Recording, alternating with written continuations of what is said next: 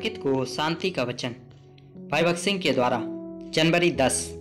आज्ञा का सारांश यह है कि शुद्ध मन और अच्छे विवेक और कपट रहित विश्वास से प्रेम उत्पन्न हो। पहला तीमुथियुस पहला अध्याय 5 पद।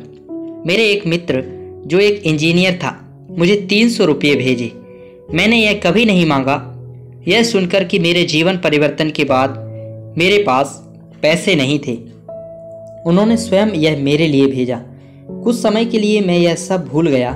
एक दिन मुझे प्रार्थना करना कठिन लगने लगा और प्रभु ने मुझे याद दिलाया।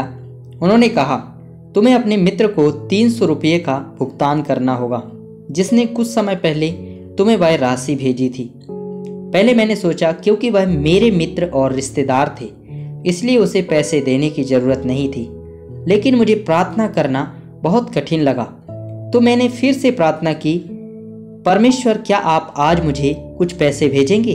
मैं इस राशि को वापस करना चाहता हूँ। मैं अपनी प्रार्थना के समय का आनंद लेना चाहता हूँ। उसी दिन मुझे 305 का मनी ऑर्डर मिला और जिस मित्र ने इसे मुझे भेजा उसने कूपन में लिखा, परमेश्वर ने मुझसे 305 रुपये भेजने के लिए कहा। मैंने कहा, परमेश्वर मैंने केवल 300 रुपये ही मांगा था पर आपने 305 रुपये भेज दिया।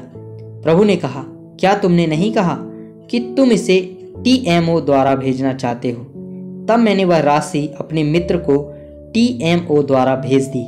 तब मैं स्वतंत्र रूप से प्रार्थना करने में सक्षम हो गया।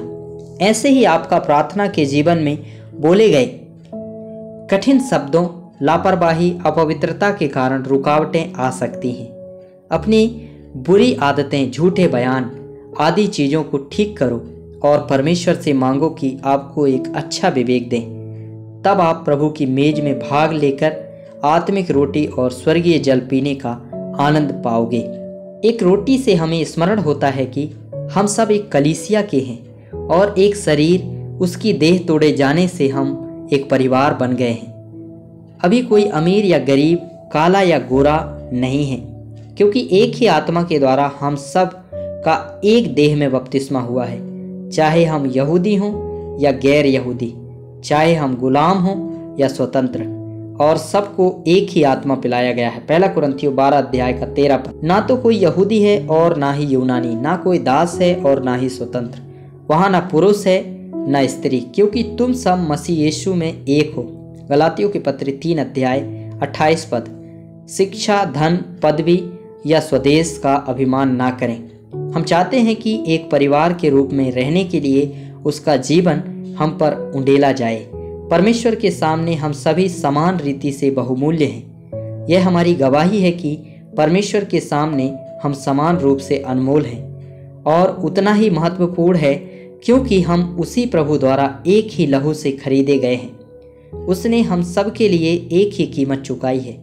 यदि हम इस मेज में योग्य रूप से भाग लेते हैं तो हम सभी परमेश्वर की सभा में हमारे हिस्से का आनंद ले सकते हैं। उस उद्देश्य के लिए परमेश्वर ने प्रभु की मेज की साक्षी को ठहराया है। एक शुद्ध जीवन जीकर उनके आगमन के लिए स्वयं को तैयार रखें। कैसे उस मेज से स्वेच्छा से खाएं और पिएं और एक परिवार के रूप में कैसे रहें वह हमें सिखाता है। प्रभु हमें उसके आने के लिए तैयार रखे।